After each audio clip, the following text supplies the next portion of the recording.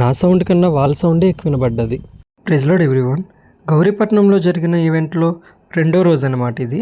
First వెళ్ళగానే ఈ అన్న ప్రార్థనతో ప్రారంభించారు. చాలా మంచిగా అనిపించింది. తర్వాత సంఘస్థులు ఒక్కొక్కరు ఒక్కొక్క పాట పాడారు. అసలు ఈవిని చూడండి, మోకాల మీద నిల్చొని పాట మొత్తం పాడారనమాట.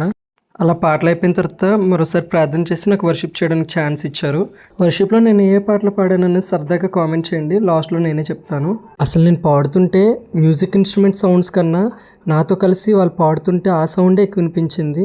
అది వింటుంటే నాకు చాలా సంతోషం అనిపించింది అనమాట. మీరే చూడండి ఒక్కొక్కరు ఎంత గట్టిగా క్లాప్స్ కొడుతున్నారో. అలా వర్షిప్ అయిపోయిన తర్వాత ఒంగోలు నుండి వచ్చిన ఫాస్టర్ గారు వాక్యం చెప్పారు. చాలా మంచిగా అనిపించింది. ఆశీర్వాదం అయిపోగానే నేను నా ఫ్రెండ్స్ కలిపి సరదాగా చాగళ్ళు వెళ్ళాము. చాగల నుండి రిటర్న్ వచ్చిన తర్వాత సంవత్సరం క్రితం పరిచయమైన నాకు ఎంత ఇష్టమైన ప్యాడ్స్ అన్ని నేను కలిసాను. చాలా సంతోషం అనిపించింది. వర్షిప్లో పాడిన పాటలు ఏంటంటే అందరికీ తెలిసినటువంటివే. నజరేయుడా, సుగుణాల సంపన్నుడా, నూతన యెరూషలేము అనే పాట పాడి ఆ రోజు వర్షిప్ నేను కంప్లీట్ చేశాను. ఇలా ఒక రోజు గడిచిపోయింది.